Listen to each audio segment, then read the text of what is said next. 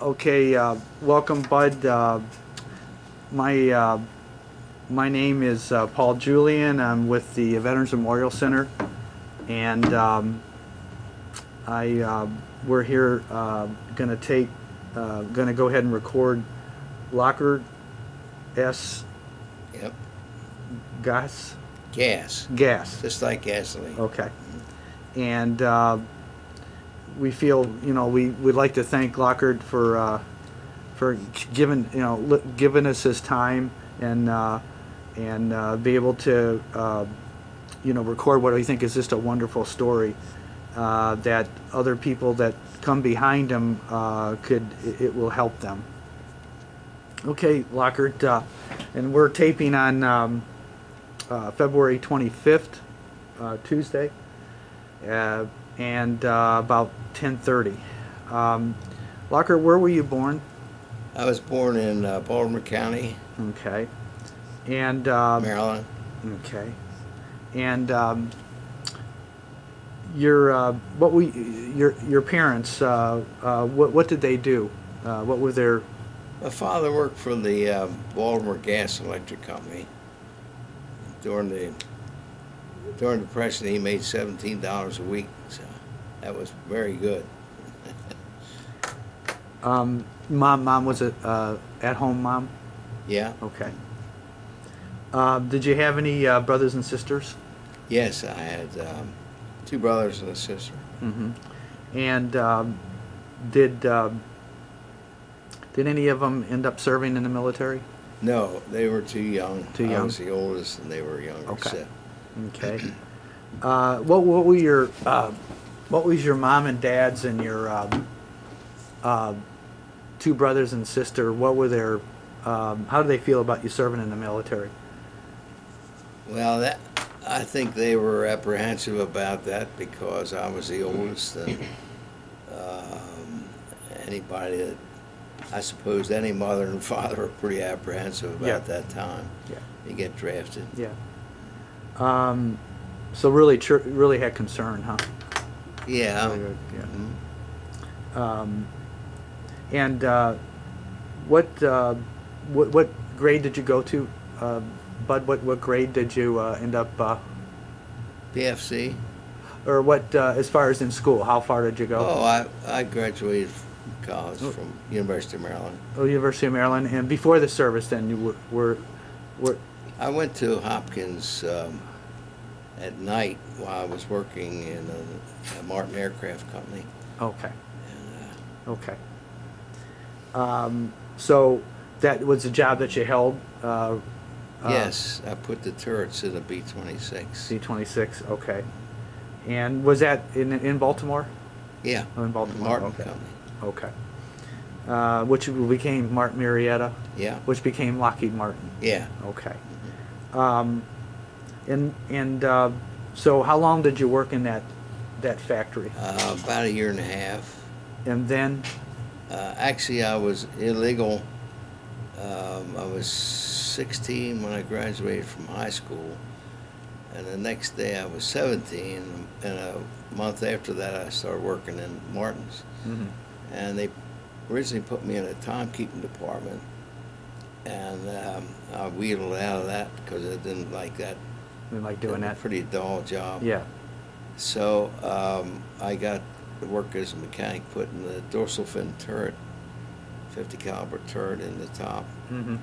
and eventually worked around where I did all the ships that were produced, 2 or 3 a day. It was always 2 a day. All the aircraft? Yeah, for a short time. 2 a day? Yeah, 2 or 3 a day they did, which was pretty good for that factory. Very good. And those are not small planes, right? No, it's a very complicated Yeah. airplane. And then you already mentioned you were drafted then, huh? About a year and a half? Yeah, yeah. After about a year and a half. And did you tell me before that it was kind of unexpected, What? being drafted? Drafted? Well, it wasn't exactly unexpected. It was it was the fact that I probably could have gotten deferment for a while, but all my friends and relations were going and had already gone to the Army, Oh, I or had see. been drafted somewhere.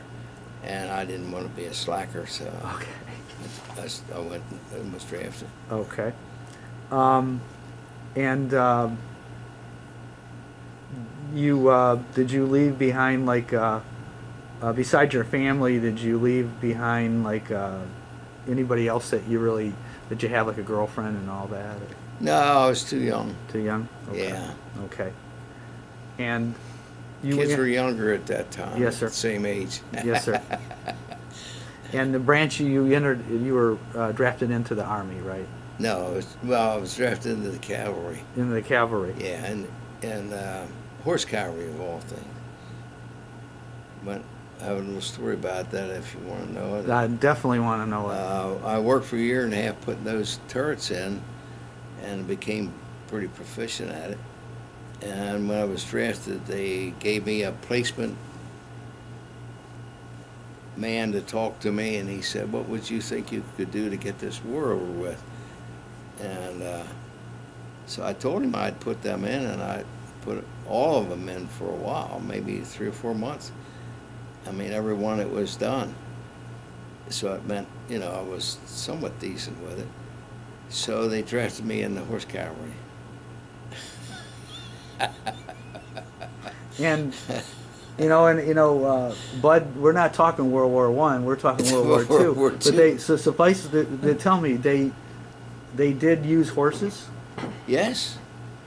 Yes. extensively. I wouldn't say.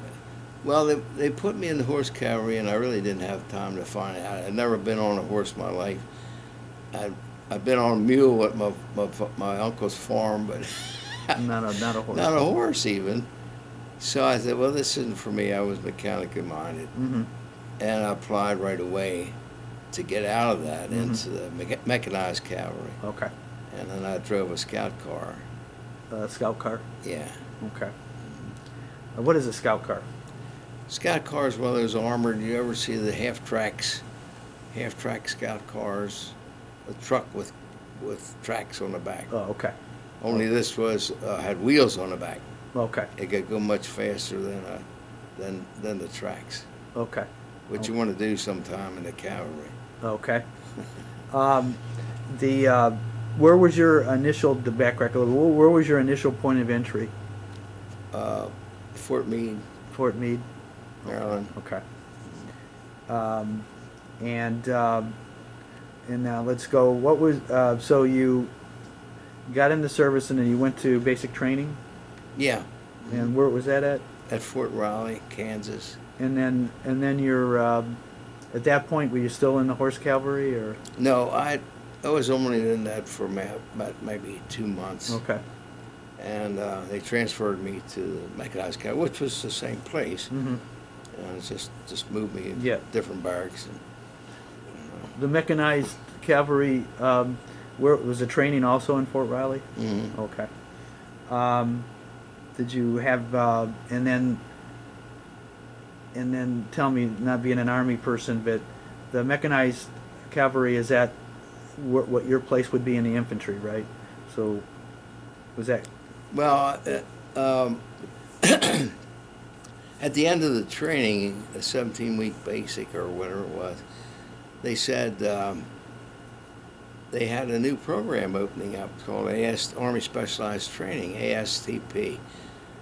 So I found out what that was an accelerated college course. And so I said, oh, apply for this. So you had to take a 3-hour test, which was quite difficult. And then you stood before, 6 colonels at that time were pretty scary. And they ask you some pretty close questions. mm-hmm. But I made it through that. And so I got into the Army Specialized Training, which was really a gift to me. Mm-hmm. And I got, to go on a little further from there, I went to Denver. That was the next training, huh? Yeah, that was the ASTP. Mm-hmm. And then altogether, that hung together for 9 months. and we got actually almost 2 years of college work out of it because it was very, very, Rigorous. oh my goodness, it was very, Pretty tough. yeah, it kept you going. Yeah. You know, we were up at 2 o'clock at night and only had off on Sunday, of which we stayed around, got caught up on the work anyway. But when you compress those college courses together, they really get tough. Mm-hmm. So, and in fact, at the end, there was only 100 out of the 200 left. That and we all got transferred to the Rainbow Division, Infantry, en masse. Wow. At Camp Gruber, Oklahoma. Was that Rainbow Infantry? Was that a new? It had formed up. No, it wasn't new. It was in World War I, Mm-hmm. and MacArthur had made a big success with it, Mm-hmm. and so they had a great record. And our new commander expected us to come up to that, so Standard. Yeah. that wasn't a good situation. But I remember talking to you last week. Before it was all from certain states that were made up, and then they decided that's the idea of the rainbow would mix everybody together. yeah, they ran out of the guard Mm-hmm. for each state. They were all used up, Mm-hmm. and so then they just took people from put them anywhere. together. So that's why this was in World War I, Mm-hmm. and then MacArthur said, "Oh, this is like a rainbow. You pick You people bet. from all over. You know, Mhm. it's all mixed." Mm-hmm. So they named it the Rainbow. Did you stay in it throughout for your whole service? Yeah. And then that digress back that 2 years of really rigorous study. Then you ended up getting college credit out of it, Hmm. and then but for during the time that you were serving, you basically stayed enlisted. You didn't become officer, right? No, when we passed the test for ASTP, they said you can apply for OCS or you could go to this program. Mm-hmm. So I didn't feel as if I was old enough. I was only what 18 by that time, Uh-huh. and I didn't Okay. have any idea that Okay. I wanted to be an officer at that time. Okay. So I just, and I thought this would be a pretty good deal, get the college education. Yeah. And you'd end up using it though once you got out, huh? Mm-hmm. Yeah. But do you have any vivid memory of the time? What's the most vivid memory you have of your time of training in school? Any vivid memory? In school? I Vivid know you memory mentioned- of I know you working my mentioned head what- off. Yeah, that's what you But- mentioned.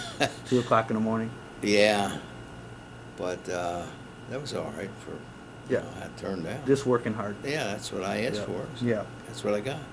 And so, with that said, what was your best part? Just the best part of that training? Gosh, just the fact that I got a college education. That you got it, that you made it. And what was your worst part? Oh, one day, the whole 100 ate at a mess hall in the school, and we had an Asian cook, and he made us chop suey, and the whole 100 got sick. We were all billeted in one dormitory. I mean, both ways, and that was the worst experience, I think. Of course, we were really piled into the dormitory. Yeah, It was probably close quarters. made for half that many, Yeah. as you are always in the Army. Yeah, yeah. And latrines were scarce. Anyway, let's move out of that one. What was your first assignment after basic training? Or what was your first assignment after your school? After your schooling? Where did you end up When they- on active duty, when you actually went to duty? When they deactivated the STP, yes. Well, we were all en masse, 100 people got on a train, and we went to Camp Gruber. Camp. And that was out of ASTP, out of Denver. Oh, Denver. So we went from Denver to Oklahoma. Mm-hmm. And one of the things we did, they had us do to keep us military in ASTP was close order marching. And we became excellent at that. Mm-hmm. And became very, very good at that because, well, the officer in charge of us kind of insisted on it for Mm-hmm. one thing, but Mm-hmm. we spent the whole Saturday morning, about 3 hours Wow. in close order drill. Wow. So we could do a lot of the fancy stuff, you know. Mm-hmm. And when we got to Camp Gruber, it was like, so I guess at 4 o'clock in the afternoon when they picked us up. And we had a newfound corporal who had probably just gotten his stripes, and he was in charge of us. So they brought us back in trucks to the camp, which is only a couple miles. Mm-hmm. And so he's all GI. Every one of us had been in the Army about 3 times as long as he had, at least. But we could sort of feel it was coming. So he says, all right, I'm going to give you some close order drill. You'll probably goof all up, but go ahead. And he calls a couple of names that I can't say right now. So after insulting us, we were ready. And we got the whole 100 of us out there, and we gave him a show. And his face kept getting red. He could not catch us in anything. And we could have done a whole lot more than he ever knew. Uh-huh. Any one of us could have directed it and done a whole lot more than he ever knew.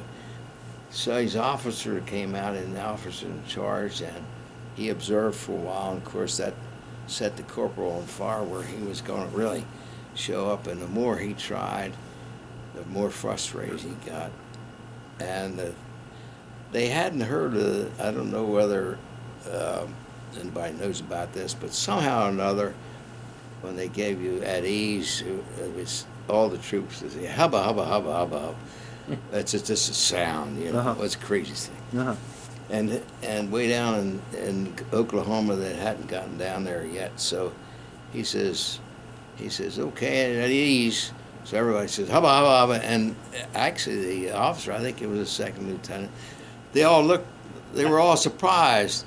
And they couldn't, and they stopped us and put us at attention again. What's this hubba, hubba, hubba thing? And of course, we had all we could do but bursting out laughing. We were on top of the whole thing. And so we got off to a bad start there. But they put us in all different companies. And So this kind of dispersed you everywhere. yeah, I was in F Company for a while, Rifle Uh-huh. Company. And until I was told to go to the anti-tank company. Mm-hmm. And How long were you? How long did it take you to do that before they before they put how you long into I was in G Company or F Company? I really can't remember. Maybe a month, maybe 2 months. And then you went to the anti-tank. Yeah. And that was what company? What company was that? Did you? They called it anti-tank company. Okay. Okay.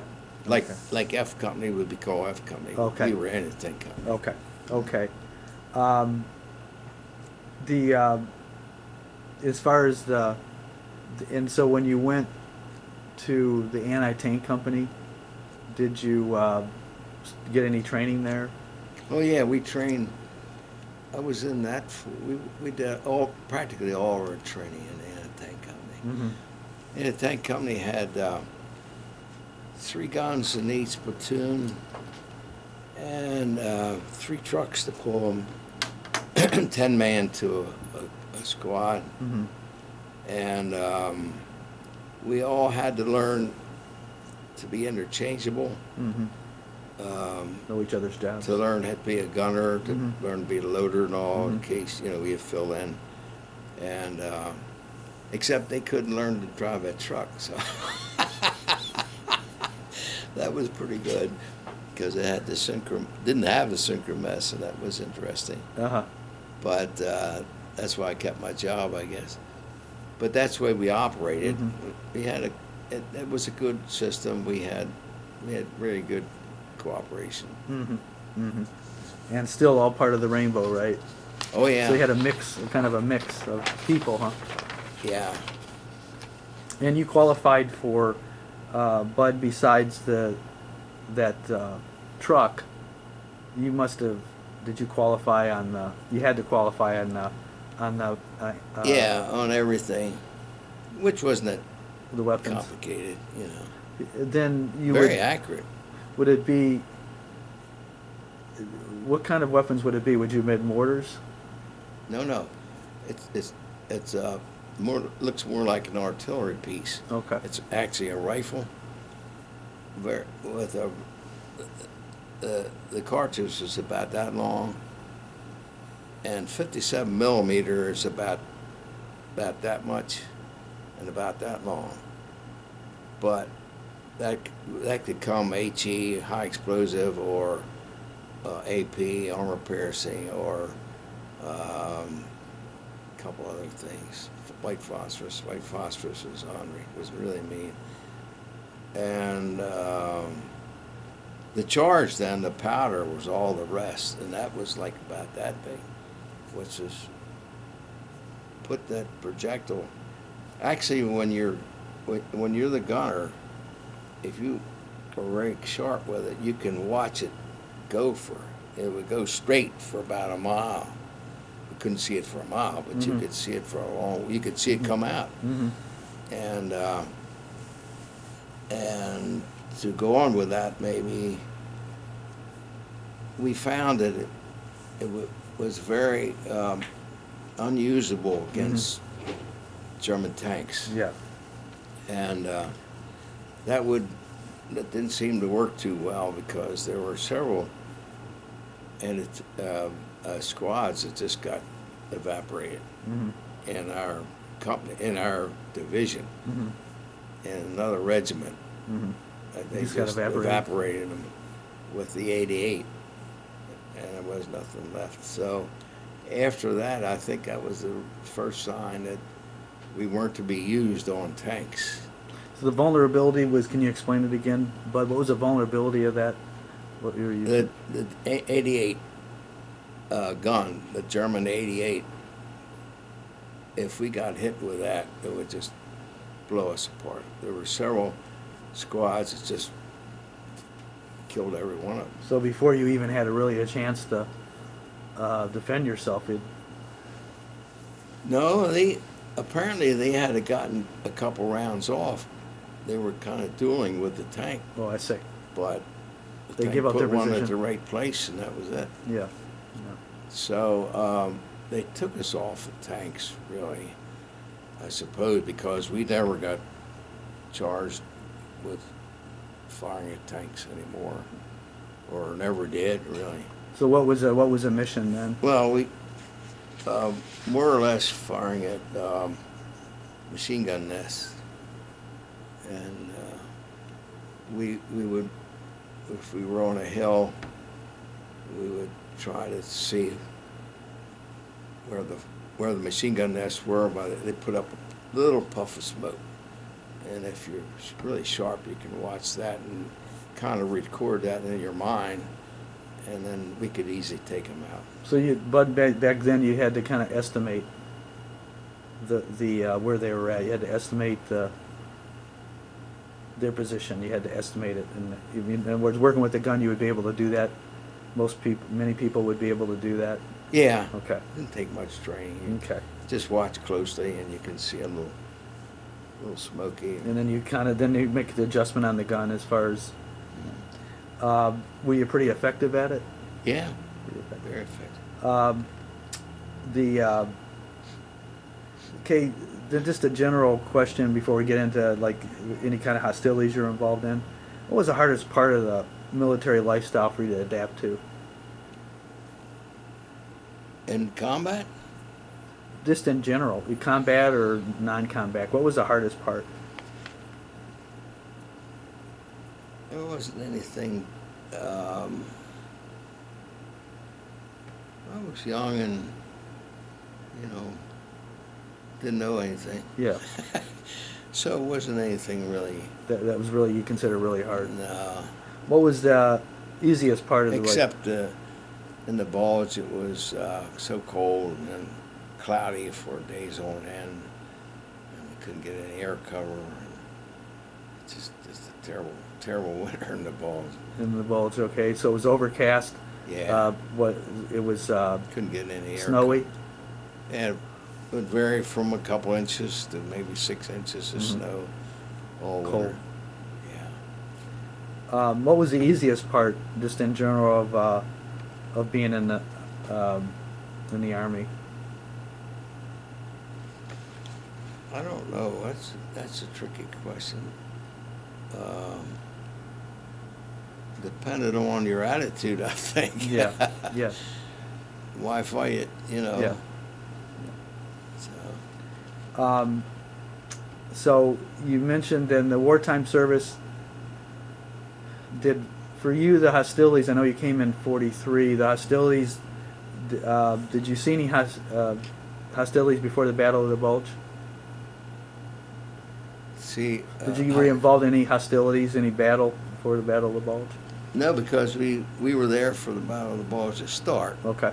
About a month, but it was very quiet where we were, around Strasbourg. Very quiet. Yeah. The calm before the storm, huh? There's a little story with that. We got a big surprise. I guess you know about the Maginot Line. It had forts in it. It was a long line of tunnels and so forth from one to the other, and every once in a while you have one of these big forts which would go down into the ground about 4 or 5 stories. So we were all stationed around there, really not doing a whole lot. The Germans would come over occasionally and drop a few bombs on Strasbourg, which were where we were. This was all in Strasbourg or around it. And so we actually weren't doing anything. And Christmas came, and we were relieved by other, I don't know where they came from, a whole other division, I suppose. And so we went to this one fort, and the fort was called Crown Prince, Fort Crown Prince, right at Strasbourg. What's this all about? So it told us to go down about 2 or 3 stories, and it was all damp, and the Germans had left it, and just days before, and they said, "Don't touch anything. It might be a booby trap," you know. So we only went down, and we went into one room, and here it's no light because there wasn't any electricity, and tables all set up, and they gave us a big Christmas dinner with a turkey and everything. Neat. It was a real surprise to everybody. Neat. Nobody knew anything. Oh, about neat. that. So that was great. Oh, neat. And that, Bud, that was 44? Yeah, 44. yeah. And then the battle, then when did the Germans show up? We got moved up to the line, which was about 20 miles away. Actually, it came out at one time. I looked at a map, and it looked like we were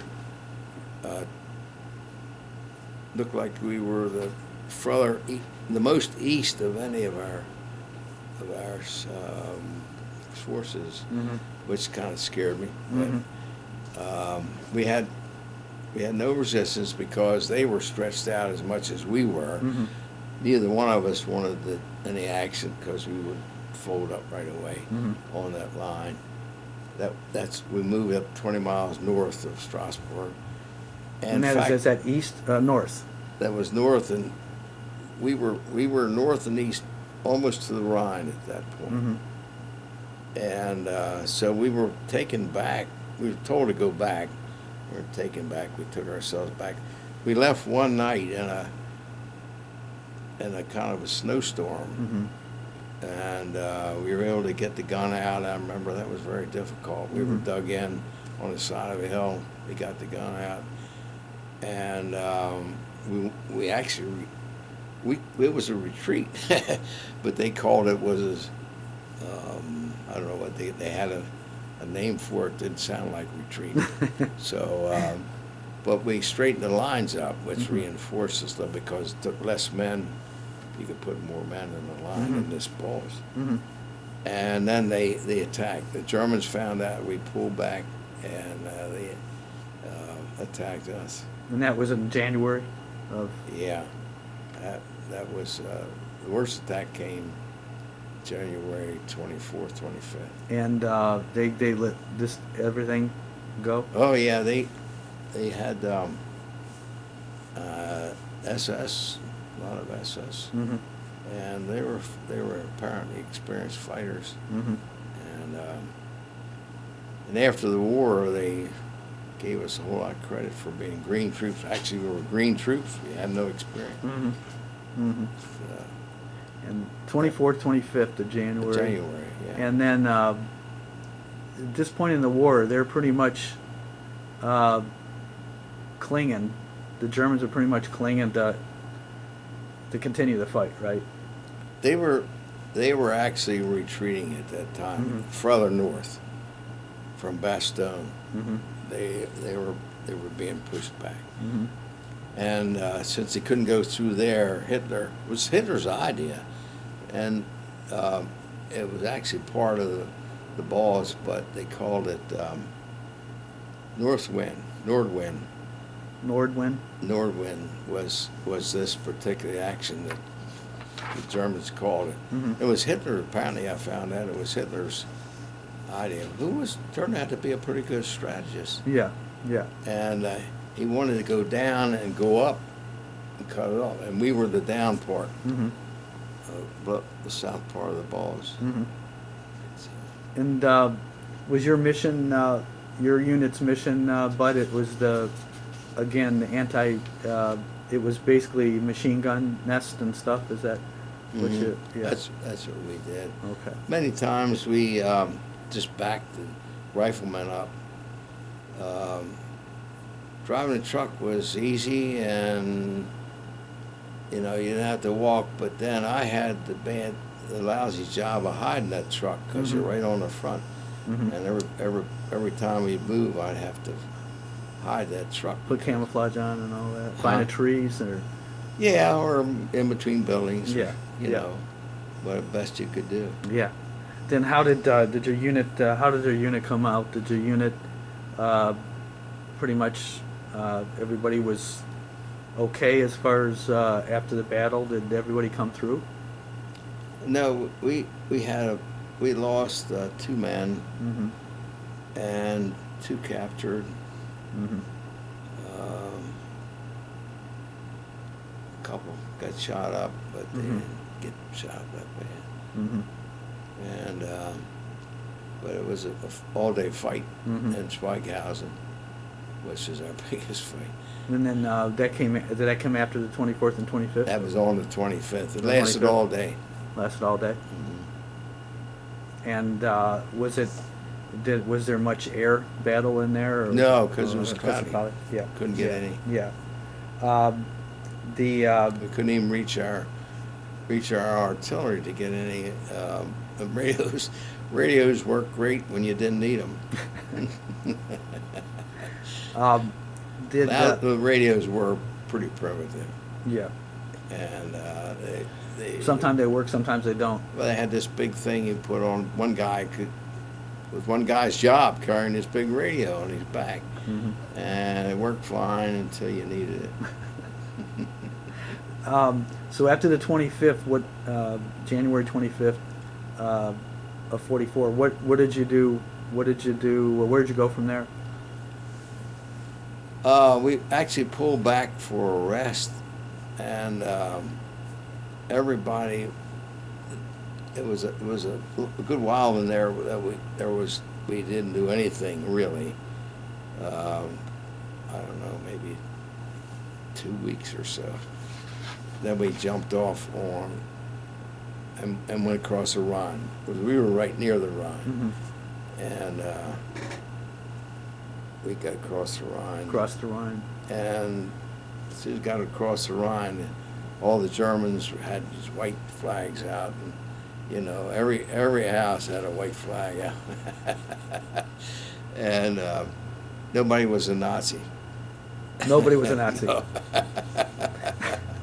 So, But what's I know one of the more unpleasant things, but you know, when did the liberation? When did that come? As far as now we're into February. When did you start coming across some bad stuff? You know. Actually, I'm not sure. I guess it was Patton's original idea, but the idea was to move as fast as you can, which really was made you pretty nervous, because sometimes you drive into a village and actually you'd see German soldiers walking on the sidewalk. They turn around, you know, what are you doing here? And Yeah. throw the rifles down. Yeah. It was real strategy. Mm-hmm. And that didn't happen too many times, but Mm-hmm. it happened enough times. Mm-hmm. And so we just kept driving. Made you nervous if you're the first guy there. Was it taxing? Was it to keep that at that pace? That was it really tough on the unit? Keep up. Believe it or not, I think we kind of got used to it. Yeah. I think during the war you kind of expect to get killed. You know, you got in order to not crack up, you gotta get almost get that in your head that you could be killed any time. You know, I was at Schweighausen, we had gotten into a house where one of the squads was, and one of the guys was standing. We ran upstairs. It was the only house in town that had was 2-story. Every other house was like houses around here, all 1-story.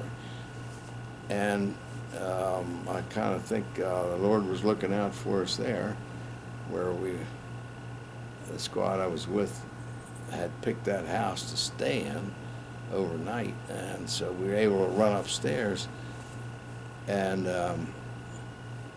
another fellow and I were the first to run upstairs, and he was in front of me, and he went to a window, and by the time I got up there, he says, I just got another one, so I don't know how many he got, but just as he said it, he got shot right in the middle of the forehead, and he was one of those killed. So there. And you had to do the clean up. You had to deal with that, right? You had to deal with with whatever the. Well, at that point, I guess that was kind of a turning point for me, because well, there goes Cruz, you know. Maybe I'm next. Maybe. So you got hardened to that in a way. What good is to worry about it? So, really, Bud, you really had to be effective. You really had to accept the fact that you could Yeah. you could very well die. Yeah, You had to accept it. Something happened in my own mind at that point. You know, came over here to do a job, and if they're going to kill me, I'll try to kill them. Which is a crude thing to say, Yeah. but you know, that's my job. It took away a lot of the fear which gave you, you know, you can think better without that fear. Bud, so you stayed up in that house. Where was it? You remember the Schweighausen. Then what did you do after that? I mean, where'd you go after that? Oh, we were relieved that night. The Germans kept working through it. They started on the back end of the house, and I guess they worked through it back up to their line again. And because there was only 2 squads of us. Each squad only had about 7 or 8 guys in it at that time. Mm-hmm. And I guess they either thought we were in it all day long, and they got into the house and on the first floor, and they shot up through the floor. That's a little tough to put up with. You know, you're standing on the floor and there's bullets coming up through the floor, and you can't move because they'll know where you are. So you don't want a bullet in your foot. And then again, you had to take care of all that. Was it pretty everywhere in that village that they were holed up in the houses? No, it was only 2 squads that was there. Yeah. Mm-hmm.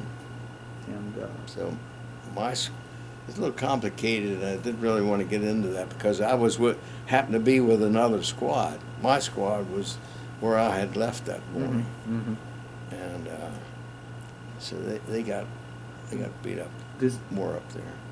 One fellow was a milkman in Chicago. He had 3 kids, and he was an old man because he was 32. And he and Baker I think Baker was 34. Baker was a West Virginia school teacher. So they were the old guys of the outfit. And they came in the house. They were in my squad. And the Germans came into the kitchen, and there was a door between the kitchen and where the rest of the squad was. So my squad heard that they were there, and Hickey went out with his rifle, but there were 2 Germans in the kitchen, and they had him cold, so he just threw his rifle down. This is a good story. So after a while, after they got a little warmed in the house, they had a good German and a bad German, and they put Hickey between them, and they were running. They thought they were running back to their own lines, and so a mortar shell hit, and killed the bad German. So the good German was there with Hickey, and they were both scared stiff. So they kept running. They kept running through the house. They kept running across this field, and the German said to him, "You take my pistol. We don't know who's in the woods.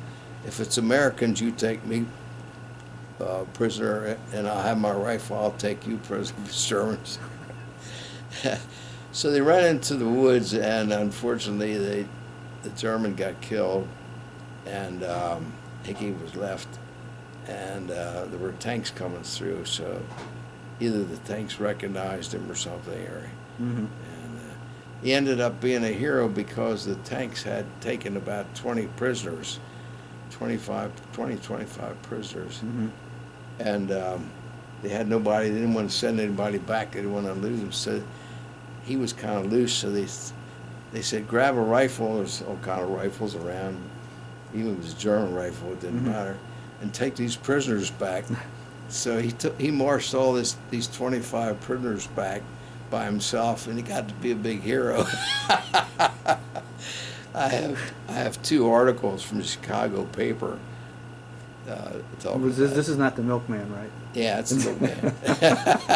The question is, it goes without asking, Bud. The Germans. The Germans would much rather be prisoners of the Americans than they would the Russians. Oh yeah, well, the Russians were still far away east, Okay. you know. Okay. But I think a lot of the Germans were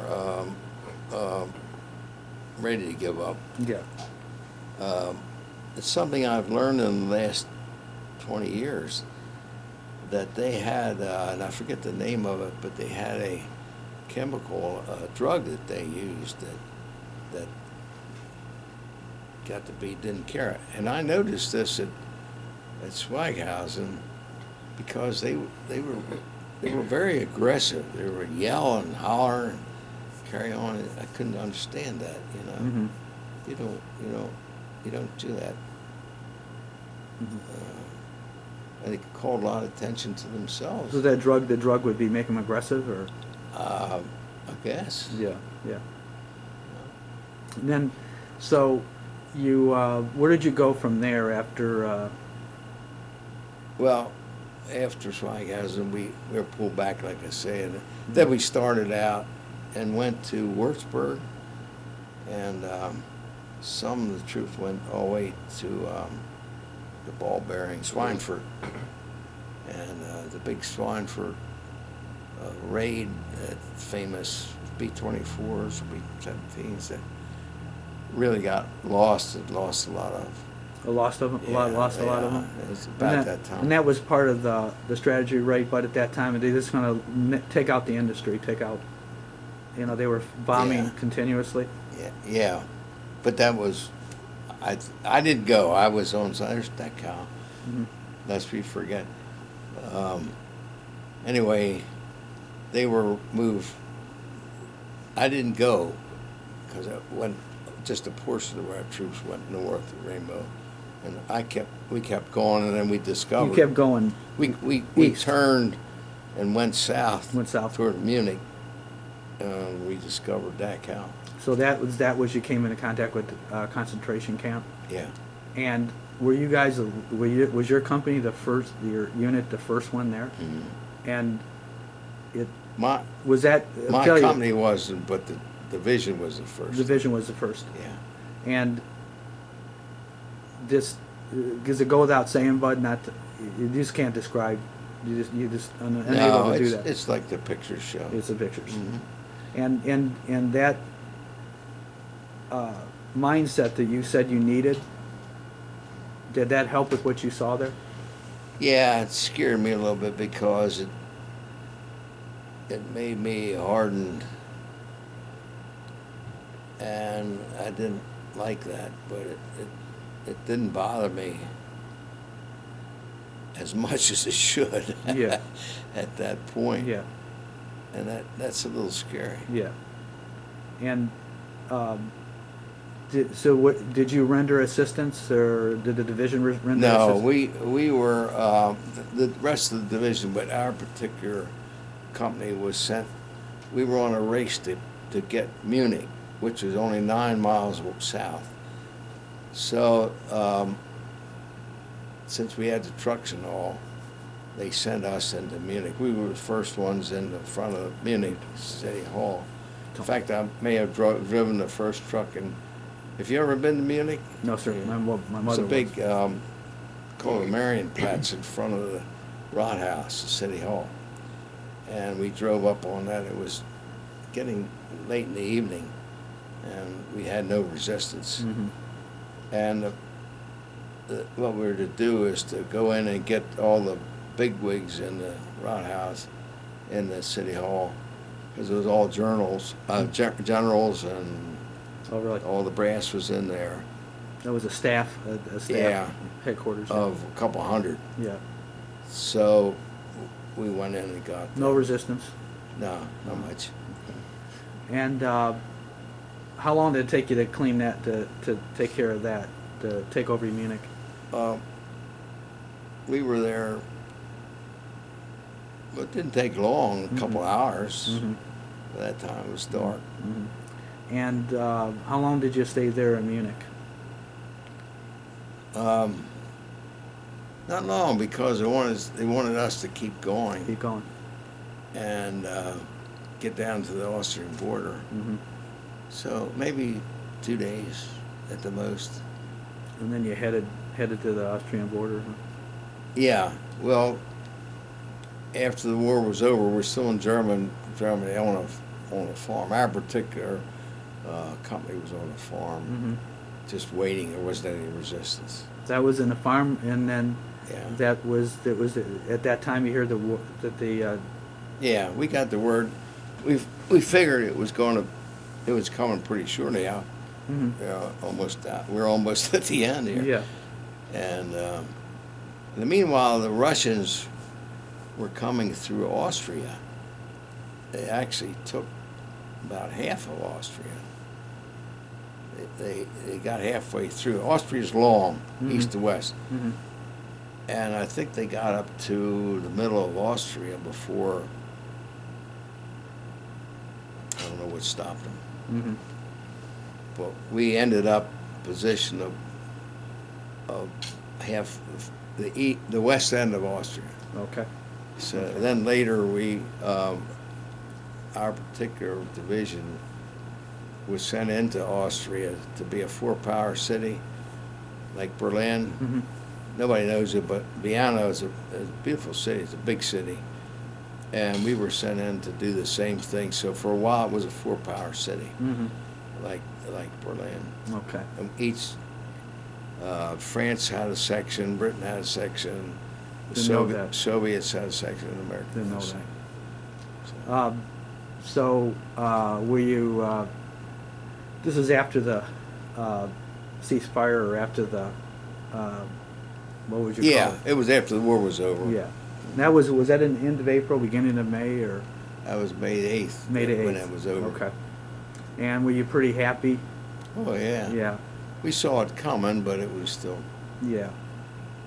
Did, officially being over. so did you stay, like, kind of like in that four-power thing where did you stay there for that in Austria? Did you, part of the governing of the American? Yeah. And several, a long time? I had to figure that out. It must have been several months through the winter. Mm-hmm. And I've never taken time to figure out how long we were there. I forgot. And- 75 years. And Bud, how long, so what did you do, was that where you were released? Yeah. Oh, yeah. Yeah, we all went home on points. So many points. Oh, really? Yeah. We got the combat infantryman's badge. That was so many points. Oh, really? Yeah. And Bronze Star Uh-huh. was so many That's neat. points. And your time was so many Mhm. points. So everybody went home at a different time. Did you, and this goes without asking, but I have to ask it. Did that experience that you had for, what was it, 3 years? Yeah. Did it change you? Even though you were young. Yeah, it matured me, I'm sure. Yeah. And while you were there, did you stay in? Did you were able to stay in touch with family and friends while you were in service? Oh, Mayo? Yeah, Mayo was very good. They microfilmed it, made a big deal about that. I Mhm. remember that. But that's when microfilm became, then they would blow it up, and then they'd give us a copy of it. That's really, you wouldn't really get the letters then? We did that for a long time. I don't remember when they started the microfilm, Mm-hmm. but they would photograph the letter, Mm-hmm. and then I guess they'd send a negative over, Oh, neat. and then reprint it. Oh, I see. Enlarge it. Do you recall, other than the one about the milkman that became a hero, do you remember any other humorous or unusual events? Well,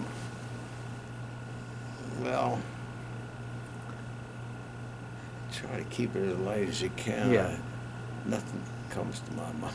Okay. If you think of anything, just. Yeah.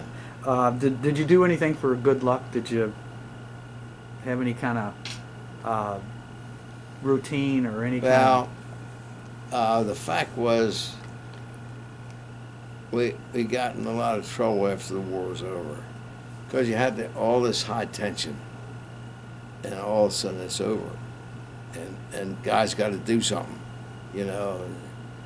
So they were getting in all kind of trouble. Oh, I see. As a group.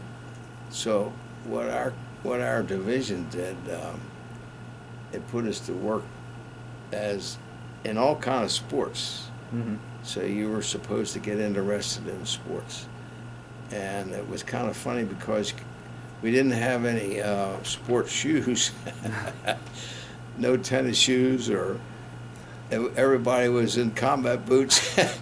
playing soccer and baseball. They had shorts. I don't know how they got his regular shorts, but they had that, and they used to have your undershirt. But everybody's running around in combat boots and track. Can you imagine that? Yeah. Track and combat boots. So it helped a little bit, right? Get that energy out. And that. Yeah, that was probably a good idea because Yeah. after a war, you're high tension. Yeah. You know, you're very alert, and you got to be doing something. What did you do? What did you do? Fight anything? I didn't get into the sports.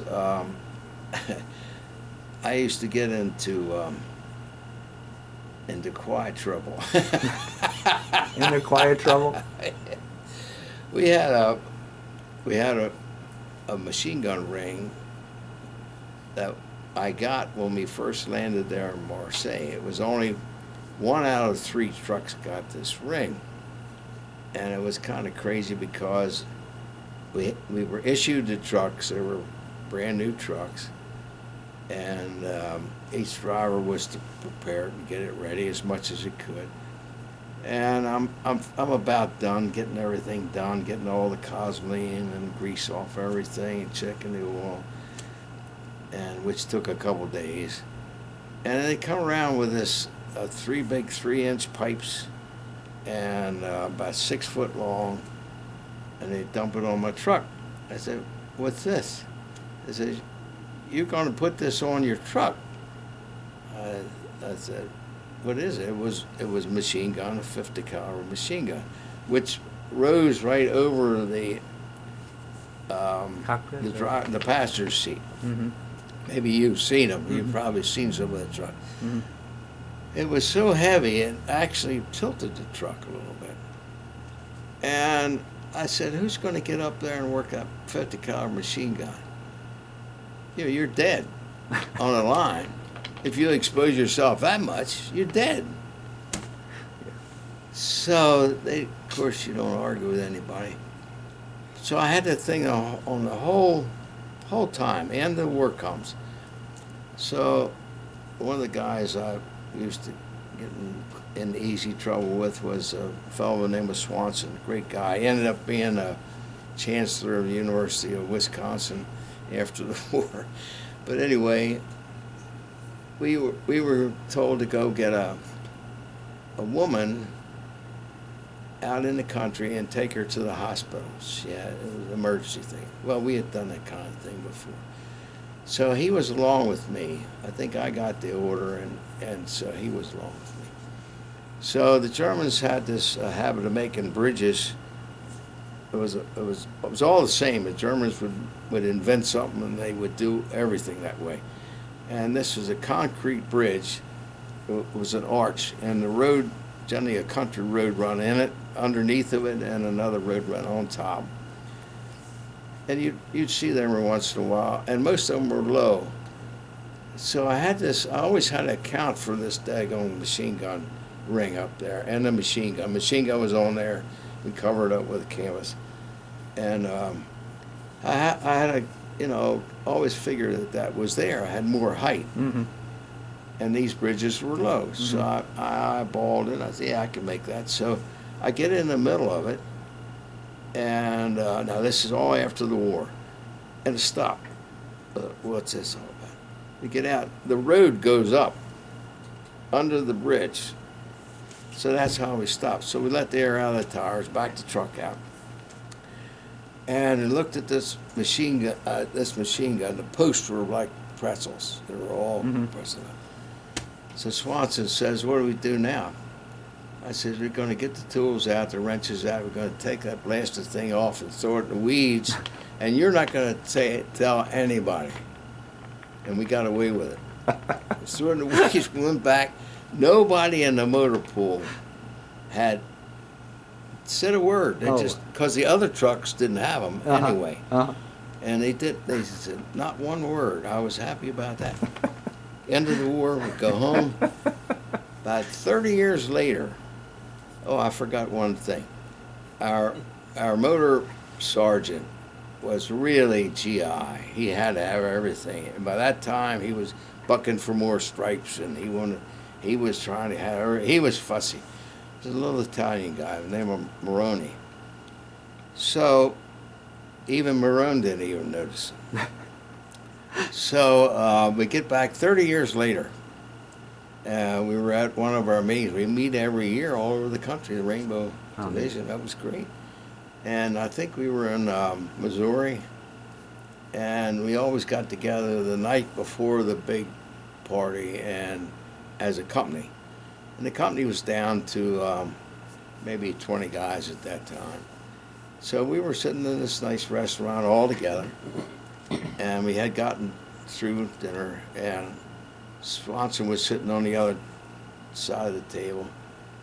And I thought of this thing, and I said to him, "You think it's time we tell Moroni?" And so he nodded, yeah, gave a smile. So I tapped on the glass with a spoon, and I got the floor, and I said, "I got to tell you a little story here." So I told him that story. And Moroni jumps up, and he's a sergeant again. "What? You did that to me?" He said, "I could have gotten court-martial for that or something." He was a he was a really excited little Italian. He's still a great guy, but Yeah. And then all of a sudden he found out what he was doing. You know? So you do stay in touch with many of the guys, right? Yeah, every year we had a great thing because we go to a different city. We've been to every year we've been to Seattle. I didn't go all the time Yeah. because I had a business. And Yeah. I had sick kids. Yeah. Anyway, we went to Seattle and Chicago, Mm-hmm. Louisiana. Mm-hmm. So every year it would be a different place, and that worked out well. After the war, just ended 3 years ago, Mm-hmm. 2 years ago, and I was the last guy. You're the last guy? I was the last Yeah. guy. I shut the lights out. Shut the lights out. When you returned home, Bud, what was your reception? Did they receive you real well? Everybody was in the army. Mm-hmm. It wasn't, it was nothing. Yeah. Nothing different. We were happy to get home and Yeah. get on with whatever we got. So I took advantage of the GI Bill and went to the University of Maryland. University of Maryland, and then what did you end up doing? Well, in ASTP, I was an engineer. I was supposed to be working. Of course, you just get the basic subjects the first couple of years. And so the end of the first year at Maryland, he said, if anybody's interested in other things, there's too many people in engineering, which is completely wrong. Mm-hmm. And this was the dean of the University of Maryland. So I looked around that summer, and there was, I'd always been interested in plants and flowers, and greenhouse work takes a lot of engineering. You got borders to contend with, buildings and heating systems, a lot of other stuff. So I switched over to floriculture. Horticulture? Horticulture and floriculture, greenhouses. And so another gentleman from in my class at Maryland and I got together, and we went and had a business for 47 years. Oh, great. And, worked out well. Great.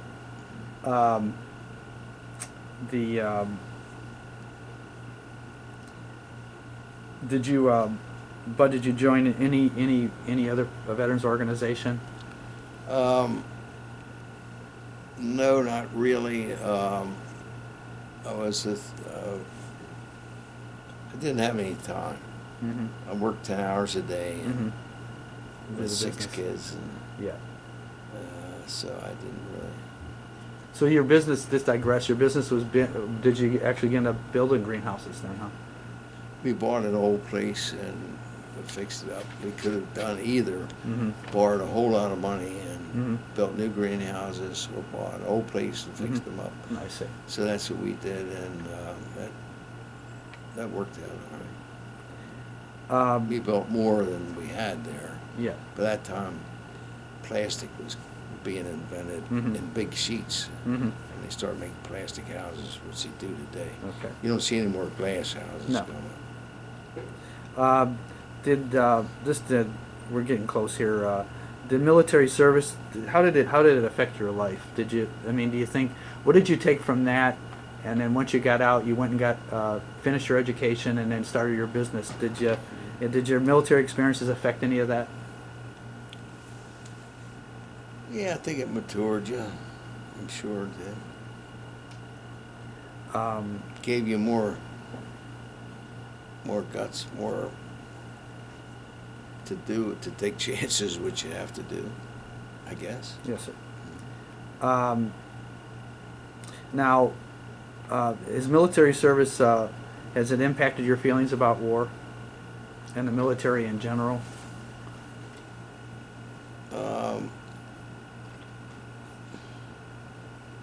I guess that's a deep-seated question. Well, I'm not a pacifist, Mhm. you know. I don't think it really basically changed me. Okay. And would there be a message you'd like to leave for future generations that view this video? If you get called, do it and don't worry about it. Okay. Okay. Okay. Do your best. Anything else that we didn't cover that you'd like to add, Bud? There's a whole lot of stuff, but we hit most of it. Okay. Yeah.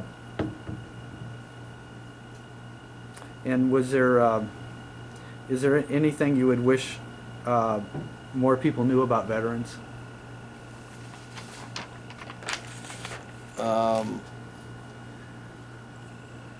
I don't know how they could know it unless they were one of them. Yeah. Yeah. Okay.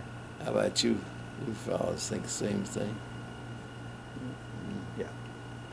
All right. With that, Bud, we'd like to thank you so much for your time, and I'm really going to cherish myself, and I believe others are going to cherish this story. Good. Thank Good. you. Sure. Thank you. Thank you, sir. Yeah.